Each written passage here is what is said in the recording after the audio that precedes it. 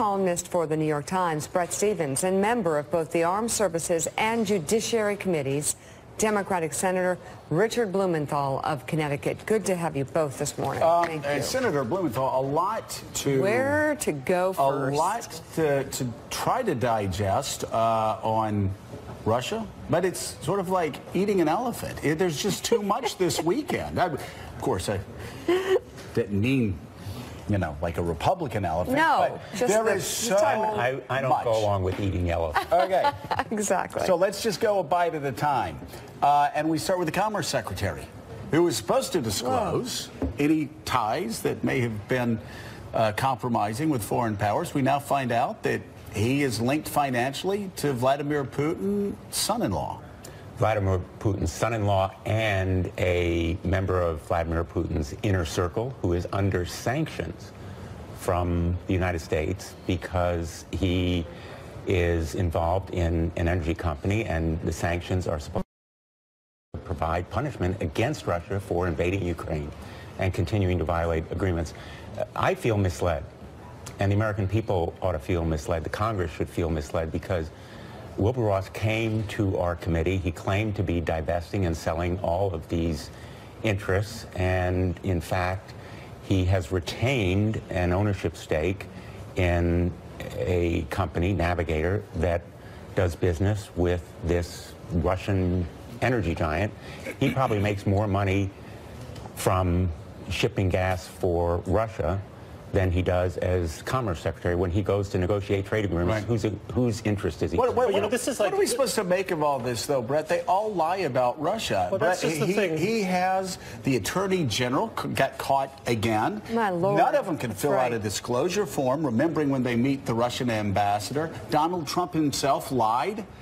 In fact, drafted the lie on Air Force One about the Don Jr. meeting in the office. Yeah, this is like one of those pointillist paintings where every single point seems small, but it creates a picture. What's astonishing is just the ubiquity of the ties at every level of the Trump campaign, whether it was Carter Page, George Papadopoulos, former National Security Advisor, Michael Flynn. You mentioned Jeff Sessions, and you know, Russia is not a natural business partner. It's not like, say, you know, you can imagine France or Britain or Japan or China, major economies. Russia has an economy that's considerably smaller than Italy's.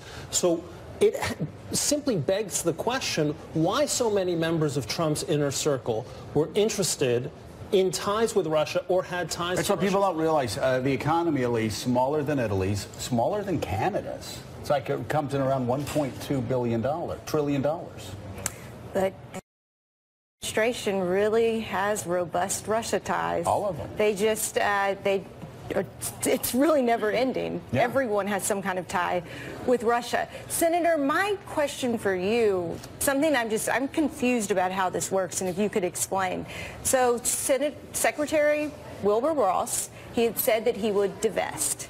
He has not divested. What is the recourse for accountability there? Great question.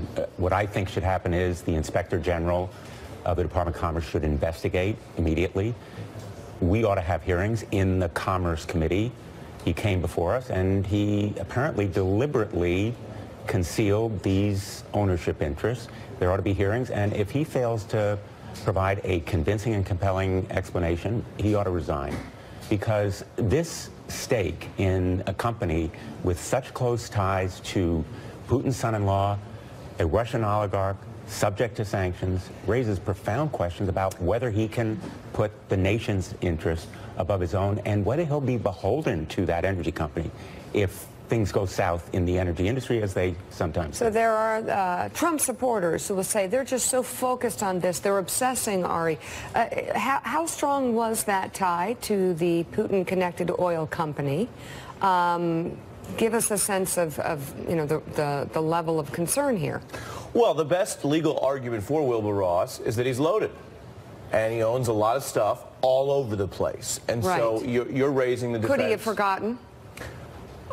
I don't think he forgot. No, I think he knows what he has. I think he's a savvy businessman who has a clear sense of how this stuff works. And the reason they have these shell companies is not only sometimes for just general opacity, it's also for tax reasons. And the better they are at business. How much money are we talking about in that connection? Well, in Wilbur Ross's case, total, we're talking billions, but I believe it's a several $100 million stake within these shell companies.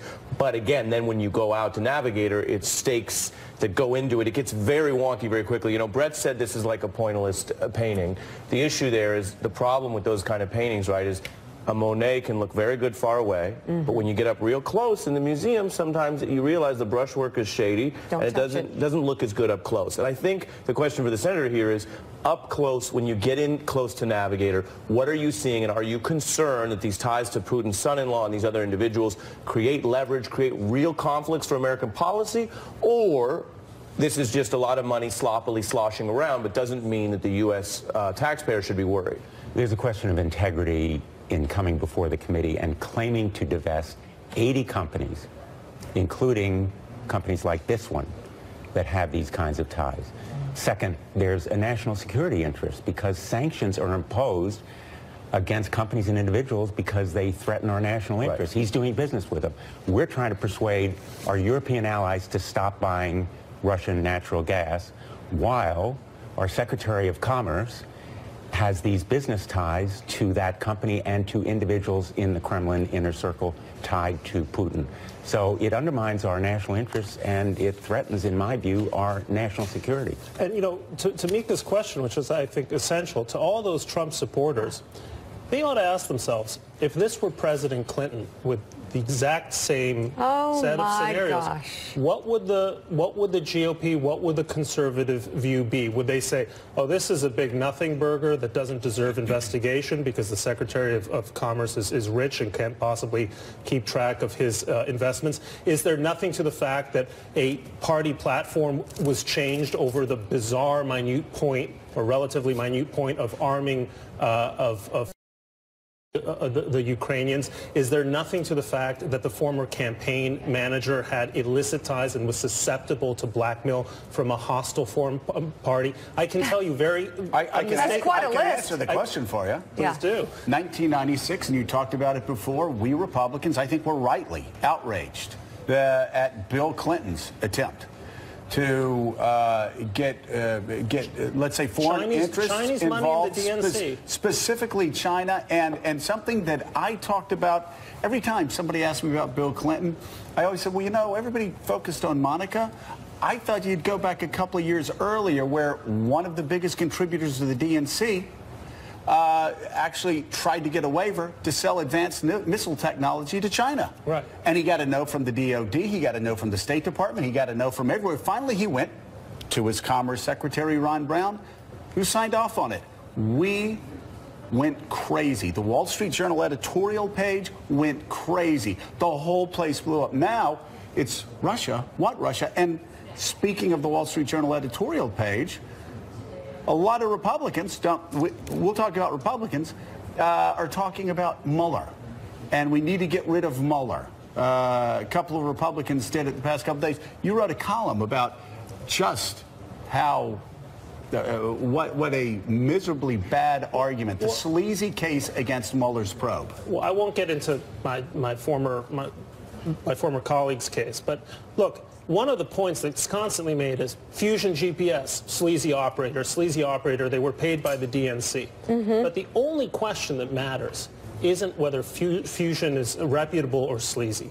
The question that matters is whether Christopher Steele, the former MI6 agent, has a good reputation and whether his sources are good. And what's important is that, first of all, Steele's reputation is impeccable. And secondly, many of his stories check out and checked out before they were later confirmed by U.S. intelligence. At the beginning by the Free Beacon and by an unnamed Republican candidate. Right. And by a well-heeled Republican donor. And a wealthy Republican donor. And then after Trump got the nomination, then it was the Democrats. Joe, there's a really important point here while we're talking about the press. And that is, how do we know about all of this stuff relating to Wilbur Ross? How do we know about a lot of these Russian ties? It is because of investigative reporting. Yeah. NBC, the New York Times, reporting with the International Consortium of Investigative Journalists, breaking this story with leaks from Appleby and all